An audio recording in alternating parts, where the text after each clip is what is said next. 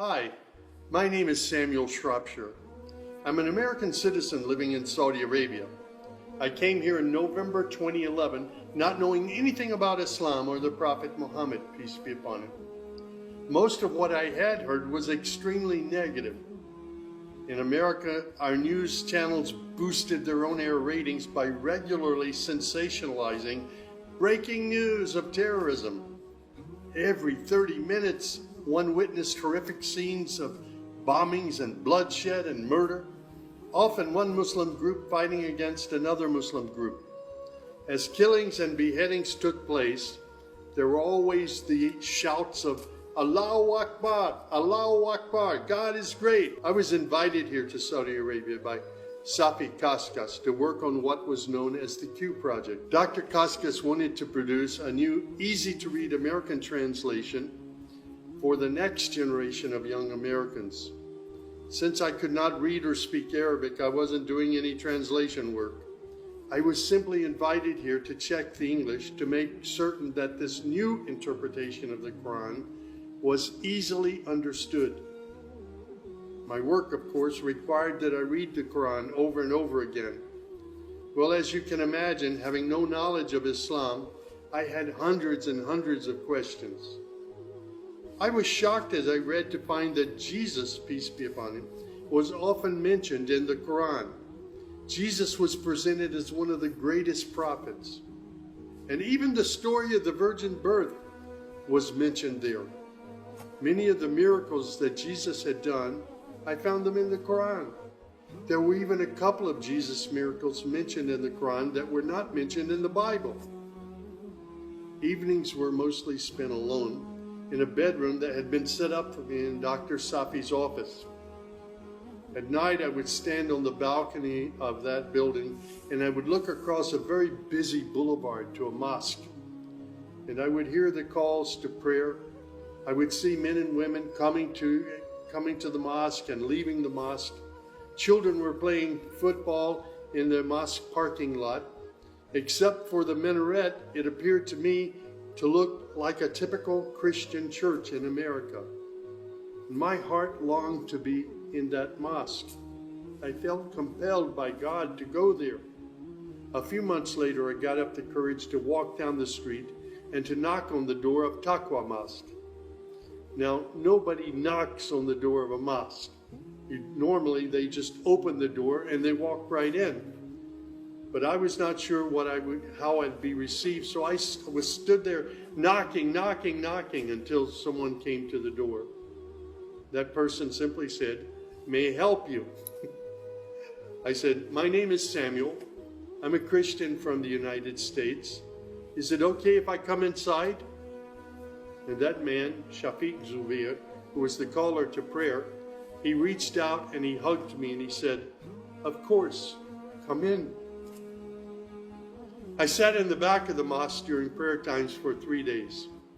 I didn't understand what was going on. I saw men standing, bowing, putting their heads to the floor as the Imam led them in prayer. I had little knowledge about what was happening, but I felt God's presence in that mosque. And the men of Taqwa Mosque were so friendly to me. After 3 days, I asked Shafiq if he could teach me the first surah of the Quran, Al-Fatiha. This was a necessary element in praying the 5 daily prayers. I was memorizing sounds, but I didn't know what the sounds meant. So I started comparing them with an English translation I had, and I realized that there was nothing in Al-Fatiha that was inconsistent with Christian teaching. There I read the encouraging words that God was the most merciful, the distributor of mercy and forgiveness. My heart was being strangely touched by the words of the Quran and the love displayed by the men of Taqwa Mosque. Dr. Sadiq Malki would later drive me to the Islamic Education Foundation in Al-Hamra neighborhood of Jeddah, where I said Al-Shahada. According to Islam, we're all equal. There's none above another. There are scholars, but their role is educational. As for the relationship with God, it's personal, it's direct. The faith itself is simple and clear. It's summed up in just 6 points. There is one true God who is unlike any other being. He is neither born nor does he give birth. He has neither spouse nor offspring. Nothing is comparable to him. He's all-powerful. He knows everything perfectly. He is the most merciful. Secondly, a belief in angels who are indeed the servants of God. They obey God's bidding and they do whatever they're commanded to do. They don't have any free choice. Thirdly, there's a belief in divine revelations. Islam acknowledges that God revealed scriptures including the Torah, the Gospel, the Psalms. However, down through the ages, many of these divine revelations had become distorted and somewhat corrupt. The Quran, which also contains God's revelations, is intact. It hasn't changed from the very beginning. The Quran, which also contains God's revelations, is still intact in its original form.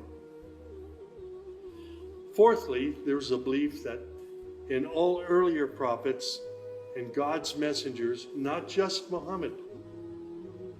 They believe in Abraham and Isaac and Moses and Jesus and hundreds of other prophets. They believe that the prophets were the best of mankind. Muslims believe in the last day. That's to say, this includes the belief in all that God and his messenger have told us about what happens after death, including recording of good and bad deeds, the resurrection and the gathering of all creatures, the reckoning that will take place on the great judgment day, the prophet's intercession, as well as heaven and hell. Man's ultimate aim will be to save himself on that day. Muslims believe in the divine destiny of predestination. Whatever God wills is certain to take place, and what he has not willed will never take place. This present life is a test for man, and man should endeavor to pass this test. These tenets of faith appeared to me entirely consistent with human nature. And then I asked, how can one become a Muslim? My search showed me that one needs to fulfill 5 specific duties, which are called the pillars of Islam. These are: first, a declaration to believe and to say verbally, I witness that there is no other deity other than God, and that Muhammad, along with all the other prophets, is God's messenger. Prayer is an important part of a Muslim's life. Muslims seek to maintain the 5 daily prayers. These are spread out over the day and night. Thirdly, there's the zakat. 2.5% of one's property is an obligatory charity, provided that one owns more than a certain threshold and holds it for a year. Then there's fasting. Fasting is an important part of the Muslim's life. Muslims fast throughout the month of Ramadan. They do this every year, abstaining from all food, drink, and sex, from dawn till sunset. One must also refrain from futile arguments and quarrels and forbidden things. The month provides a unique spiritual uplift for all Muslims. Then there is the pilgrimage or Hajj. This is performed in Mecca and its surrounding areas. It's a duty to fulfill this pilgrimage once during one's lifetime, provided that one is physically and financially capable of doing so. People often ask me, Sam, how did you become a Muslim? In the church was a library, and in that library were children's books. One of the books my mother got over and over again was called The God of Abraham. In that book were beautiful color photos of camels and deserts. She would read me the story of Abraham, how he was commanded by God to leave his mother and father because they were worshiping idols. She would pause and she would say, Sammy, you always have to pray to the God of Abraham. There is only one true God, the God of Abraham. My commitment to God has been strong and enduring since my younger years. And now I have found absolute peace in Islam, in a faith that I once thought was hostile. I found friendship and hope amongst a fraternity of other Muslim brothers and sisters. I have found a family of believers.